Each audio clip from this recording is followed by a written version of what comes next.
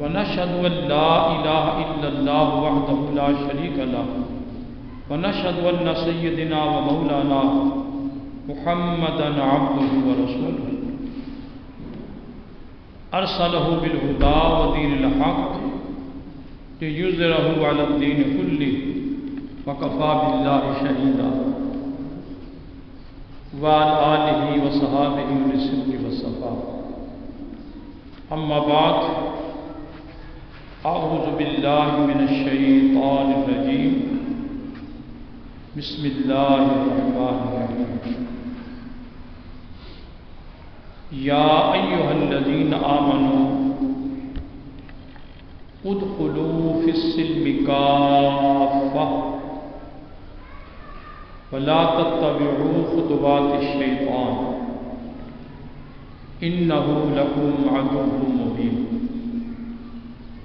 صدق الله مولانا العظيم وصدق رسوله النبي الكريم ونحن على ذلك لمن الشاهدين والشاكرين والمطمئنين والحمد لله رب العالمين إن الله وملائكته يصلون على النبي يا أيها الذين آمنوا صلوا عليه وسلموا تسليما الصلاة والسلام عليك يا سيدي يا رسول الله وعلى آلك وأصحابك يا سيدي يا حبيب الله اللهم صل على سيدنا ومولانا محمد وعلى آل سيدنا ومولانا محمد قدر حسنه وجماله وجاهه وجلاله وبره ونواله وجوده وكماله وعلى وارثها يا صاحب الجمال ويا سيد البشر من وجهك المنير لقد نور القمر لا يمكن الثناء كما كان حقه بعد الخدا بزرگتوئی قصہ مختصر اللہ کی سرتاب قدم شان ہے یہ انسان ہی انسان وہ انسان ہے یہ قرآن تو ایمان بتاتا ہے انہیں اور ایمان یہ کہتا ہے میری جان ہے یہ یا ایھا الذین آمنوا اے ایمان والو ادخلوا فی السلم کافہ پورے کے پورے اسلام کے اندر داخل ہو جاؤ ولا تتبعوا خطوات الشیطان اور شیطان کے آثار کی شیطان کے قدموں کی پیروی نہ کرو انہ عدو مبین کیوں اس لیے کہ وہ تو تمہارا کھلا دشمن ہے یا ایھا الذین آمنوا ادخلوا فی السلم کافہ ولا تتبعوا خطوات الشیطان انہ لکم عدو مبین ایمان نام ہے اللہ کی وحدانیت کو دل و جان سے تسلیم کرنا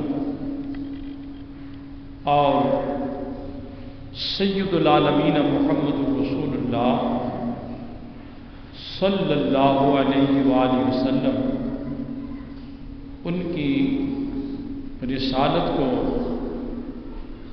دل و جان سے تسلیم کرنا اور ان کے ارشادات کے مطابق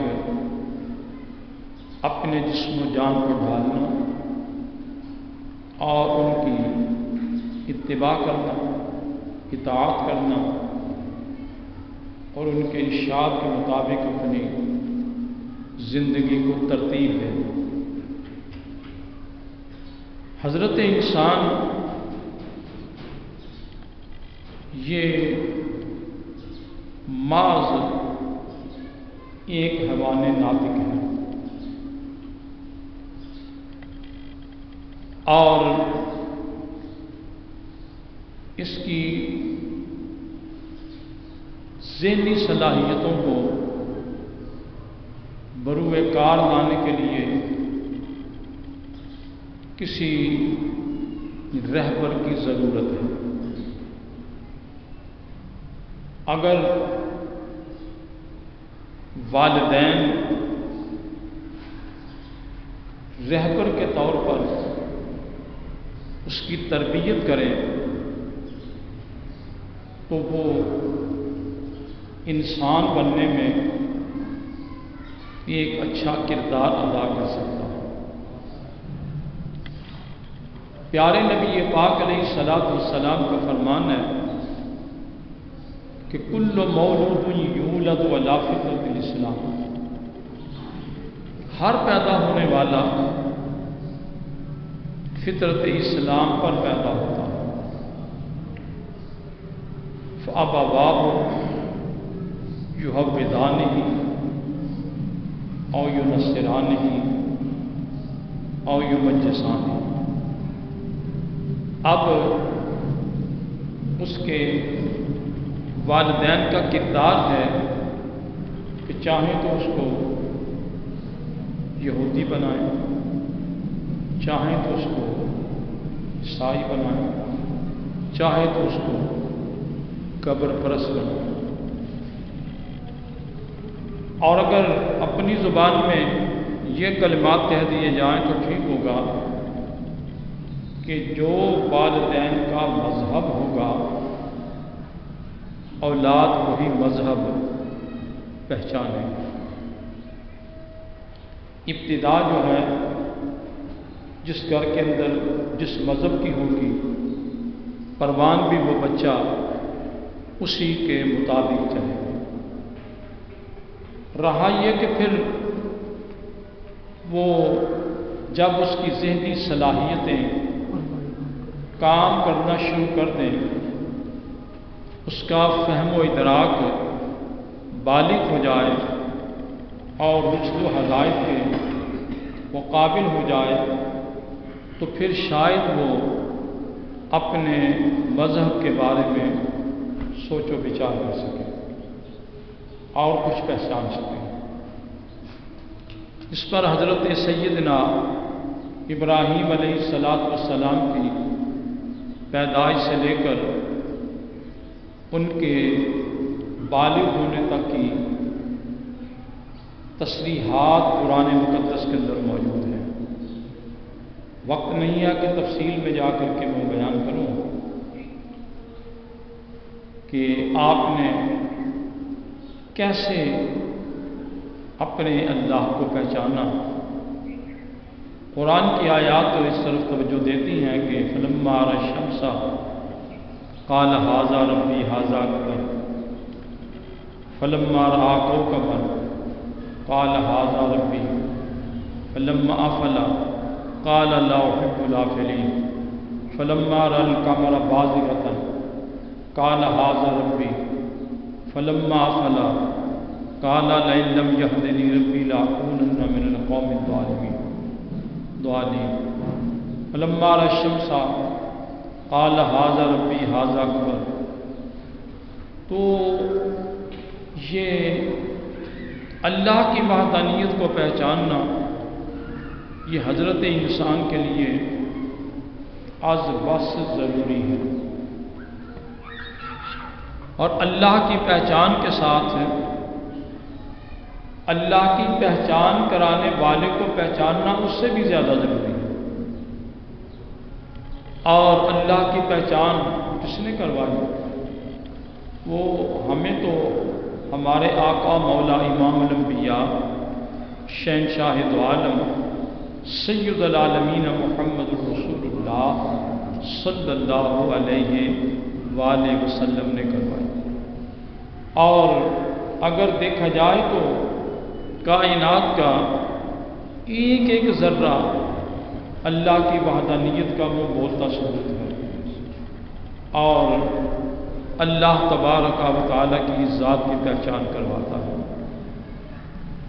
اللہ تبارک و تعالیٰ نے اس آیہ مبارکہ میں جو میں نے چند باتیں کہنی ہیں ایمان والوں کو خطاب کیا۔ ایمان کی میں نے وہ تصریح کر دی کہ ایمان کیا ہے؟ اللہ کو وحدہ لا شریک ماننا اور پیغمبر ہادی اکرم شہنشاہ دو عالم صلی اللہ علیہ وسلم ان کا کلمہ پڑھنا اور ان کو آخری پیغمبر ماننا۔ مگر فرمان یہ ہے اللہ تبارک و تعالیٰ کا کہ ادخلوا فی السلم کافہ، اسلام کے اندر پورے داخل ہو جاؤ۔ پورا داخل ہونا جو ہے اس میں ایک تو تصریح ہے نبی پاک علیہ السلام کی کہ اسلام کے 5 ارکان ہیں۔ ایک ہے توحید و رسالت، دوسرا ہے نماز، تیسرا ہے روزہ، چوتھی ہے زکوٰۃ اور 5واں ہے حج۔ جی یہ 5 چیزیں جو ہیں یہ لازم آتی ہیں حضرت انسان پر کہ ان کو مانے۔ 2 کا تعلق جو ہے وہ دولت کے ساتھ ہے۔ زکوٰۃ تو وہ دے گا جس کے پاس مال ہے، حج وہ کرے گا کہ جس کے پاس مال بھی ہو اور استطاعت بھی ہو۔ استطاعت کا معنی یہ ہے کہ جسمانی اور سفری لحاظ سے اس کو امن ہو اور صحت اس کو اجازت دے۔ روزہ رکھنا جو ہے یہ انسانی صحت کا ہونا بھی لازم ہے۔ اگر ضعف غالب ہے تو رخصت ہے، لیکن ایمان والوں پر اللہ تبارک و تعالی نے 1 مہینے کے روزے جو ہیں وہ لازم کیے۔ ہم اہل اسلام ماہ رمضان کے تابع ہیں۔ یہ ضروری نہیں کہ ہم اپنی مرضی سے روزے رکھیں، نہیں۔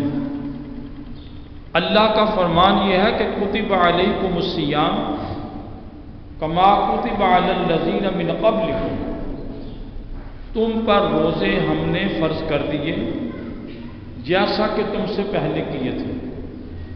فرمان ہے کہ شہر رمضان الذی انزل فیہ القرآن، رمضان جس کے اندر ماہ رمضان کے اندر قرآن نازل ہوا، یہ مہینہ ہے تمہارے لیے۔ یا ایھا الذین آمنوا کتب علیکم الصیام کما کتب علی الذین من قبلکم لعلکم تتقون، اس لیے فرض کیے ہیں کہ تاکہ تم تقوی اختیار کرو۔ تقوی کا معنی یہ ہے کہ انسان کے جسم کے اندر وہ مادے جو اس کو برائی پر اکساتے ہیں ان کو کمزور کرنا اور ان کو حد الامکان ختم کرنا اور ان پر قابو پانا۔ اگر کسی آدمی کو ان پر قابو ہو جائے تو یقین فرمائیے کہ وہ روزے کی روح کو حاصل کر دے گا، روزے کی روح کو حاصل کر دے گا۔ اور ہمارے پیارے آقا مولا صلی اللہ علیہ وسلم نے فرمایا کہ من لم یدع قول الزور والعمل بہ، فرمایا کہ اس آدمی کا کوئی روزہ نہیں جو آدمی نہ تو برے الفاظ چھوڑے، بری باتیں چھوڑے، نہ برے عمل چھوڑے، تو وہ اگر نہیں چھوڑتا تو اللہ کو کوئی ضرورت نہیں کہ وہ آدمی بھوکا اور پیاسا رہے۔ یہ ادخلوا فی السلم کافہ، اسلام کے اندر مکمل داخل ہونا۔ اسلام ایک پاکیزہ مذہب ہے جو انسان کی پاؤں کے ناخن سے لے کر سر کے بال تک اس کو پاکیزہ دیکھنا چاہتا ہے اور اس کو صاف ستھرا دیکھنا چاہتا ہے، اس کو طہارت میں دیکھنا چاہتا ہے، اس کو ہر ناپاکی سے پاک دیکھنا چاہتا ہے۔ اللہ تبارک و تعالی نے اس کو پاک کرنے کے لیے اپنے محبوب سید العالمین محمد الرسول اللہ صلی اللہ علیہ وسلم کے وسیلہ سے ہمیں وہ باتیں ارشاد فرمائیں کہ واقعتاً کوئی آدمی اگر اسلام کے اندر پورے کا پورا داخل ہو جائے تو وہ آدمی اس مقام پر چلا جاتا ہے کہ وہ اللہ تبارک و تعالیٰ کے انوار و تجلیات کا مشاہدہ کر سکتا ہے، اللہ تبارک و تعالیٰ کے انوار و تجلیات کا مشاہدہ کر سکتا ہے۔ لیکن بات تو صرف یہ ہے نا کہ اگر کسی کی عینک دھندلی ہو اور وہ پہن کر کے دیکھنا چاہے تو اسے خود ہی محسوس ہوگا کہ مجھے تو صحیح نظر نہیں آ رہا، یا اگر آنکھ تو صحیح ہو لیکن موتیا اتر آئے تو وہ آدمی دیکھنے میں دشواری محسوس کرے گا۔ بلا شبہ پیارے نبی پاک علیہ السلام کا فرمان ہے کہ قلب سدید، تمہارا دل جو ہے نا اس کے اندر بھی اللہ تبارک و تعالی نے 2 آنکھیں رکھی ہیں اور 2 کان رکھے ہیں، فیہ اذنان یسمعان اور عینان یبصران، 2 آنکھیں ہیں جو دیکھتی ہیں، 2 کان ہیں جو سنتے ہیں۔ اب ذرا اس بات پر میں اگر توجہ دے دوں تو ٹھیک ہوگا، یہ اعمال کا سلسلہ اگر مکمل صحیح ہو تو یقین فرمائیے کہ ہمارے الفاظ میں تو 6ٹھی حس کہتے ہیں کہ دی فلاں آدمی جو ہے یہ بڑا ذہین ہے، اس کی 6ٹھی حس جو ہے وہ بیدار ہے۔ اصل میں 6ٹھی حس کیا بیدار ہونی ہے؟ اللہ تبارک و تعالی اسے اس دولت سے مالا مال کرتا ہے جو دولت جو ہے وہ شاید کسی تعلیم یافتہ کے پاس بھی موجود نہ ہو۔ یہی وجہ ہے کہ اکبر الہ آبادی نے نہیں بلکہ علامہ اقبال نے کسی دور کے اندر یہ الفاظ کہے تھے کہ کہہ رہا تھا کوئی یونیورسٹی کے حال میں ڈگری دلا کے دین سے بیگانہ کر دی۔ ڈگریوں سے آدمی کو کوئی نوکری تو مل سکتی ہے اور کرسی تو مل سکتی ہے، لیکن روحانیت جو ہے وہ نہیں مل سکتی۔ روحانیت کا تزکیہ وہ جو ہے وہ ماہ رمضان کے اندر ہے، اور جو مہینہ آ رہا ہے اگلا جمعۃ المبارک جو آئے گا وہ ماہ رمضان میں آئے گا، اور پوری دنیا کا یہ اصول ہے کہ ان کے کوئی ایام ہوتے ہیں جو ان کے لیے مقدس ہوتے ہیں۔ تمام مذاہب جو ہیں اپنے اپنے ایام رکھتے ہیں، اس میں تفصیل میں جانے کی ضرورت نہیں۔ نصارہ کے اپنے ایام ہیں، یہود کے اپنے ایام ہیں، مجوس کے اپنے ایام ہیں، ہنود کے اپنے ایام ہیں، زرتشتوں کے اپنے نظام ہیں، گرب اور پرستوں کے اپنے نظام ہیں، اپنے گویا کے ایام ہیں، اور وہ ان کا کوئی نوروز ہے یا کوئی ان کا کوئی اور دن ہے۔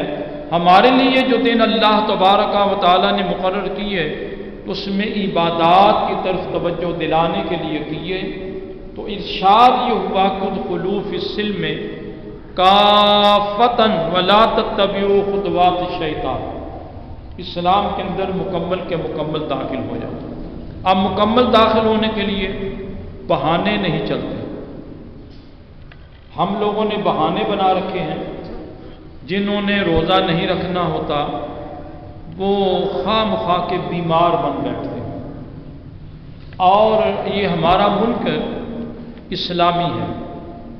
قائد اعظم محمد علی جناح اللہ اس کے قبر پہ رحمتیں نازل کرے، اس نے پاکستان اس لیے بنایا تھا کہ پاکستان کے اندر اللہ کا قانون ہو، اللہ کی حکومت ہو اور اس کے پیارے محبوب صلی اللہ علیہ وسلم کا قانون ہو۔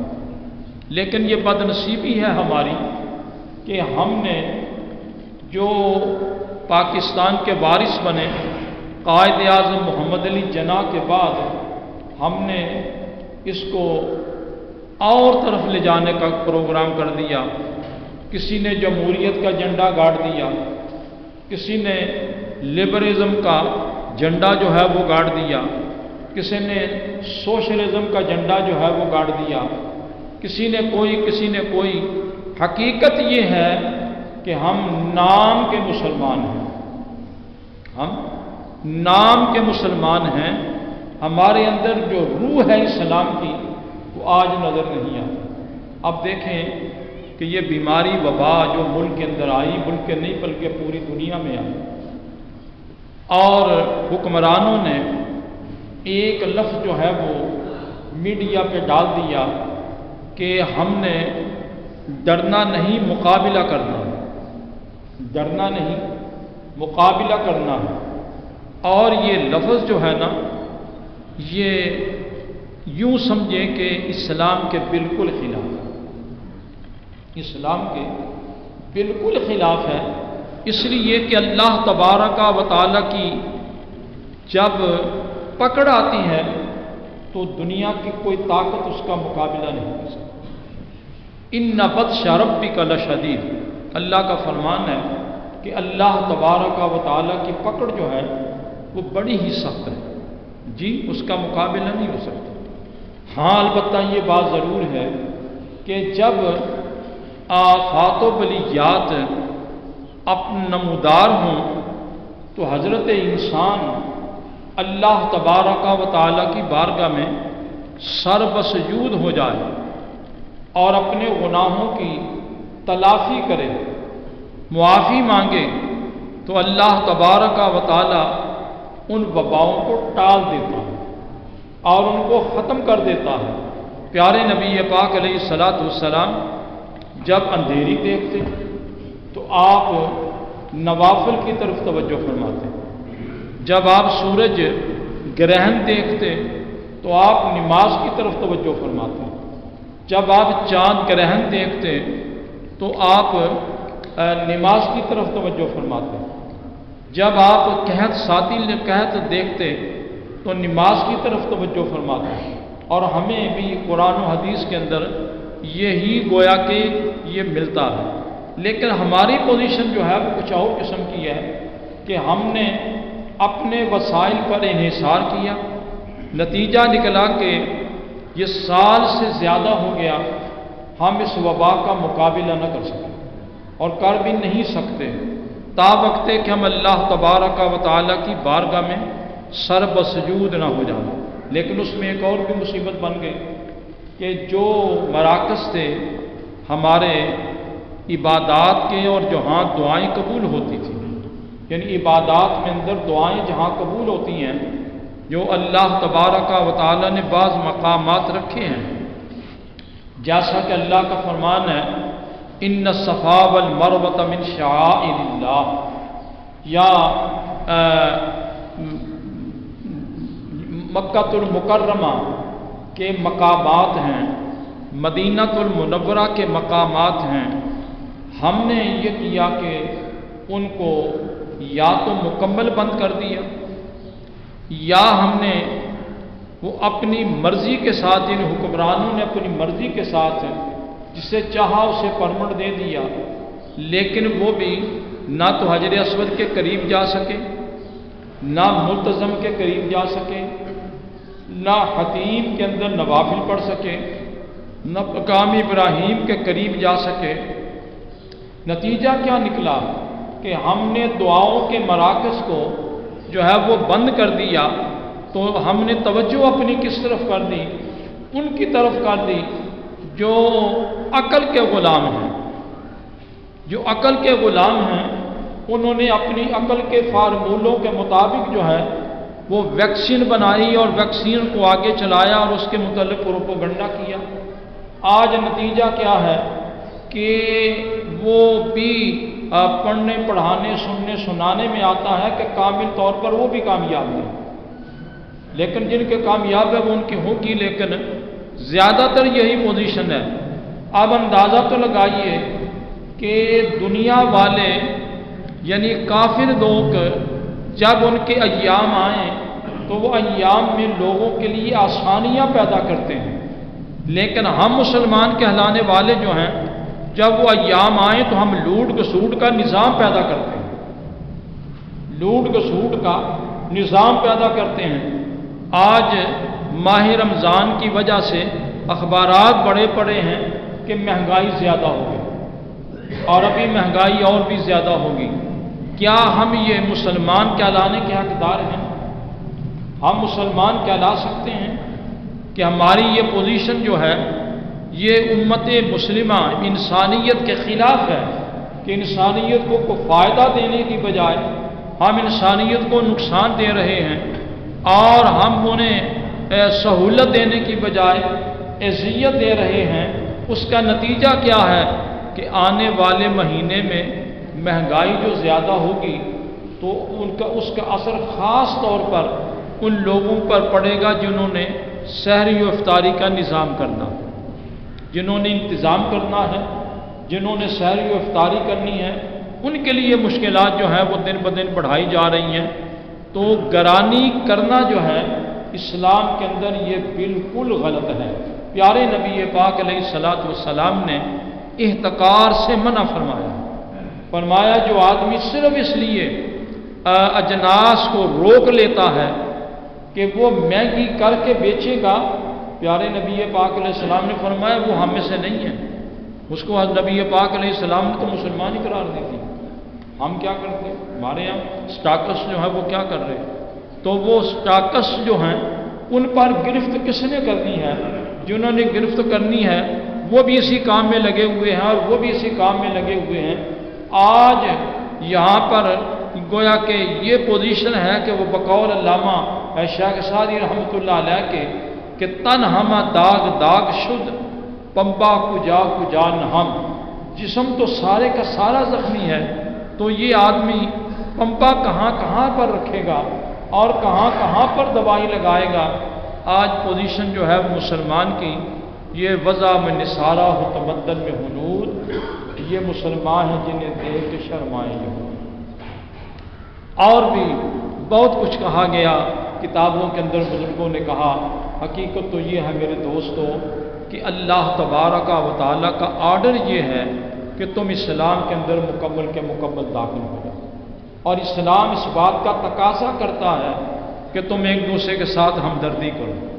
حقوق العباد بھی حقوق اللہ بھی، ان دونوں کا اپنا اپنا الگ جو ہے وہ پروگرام ہے، لیکن جو حقوق العباد بھی دبا دے، حقوق اللہ جو ہیں وہ بھی دبا دے، تو وہ پھر مسلمان کہلائے، تو مسلمان کہلانے کا حقدار تو نہیں ہے۔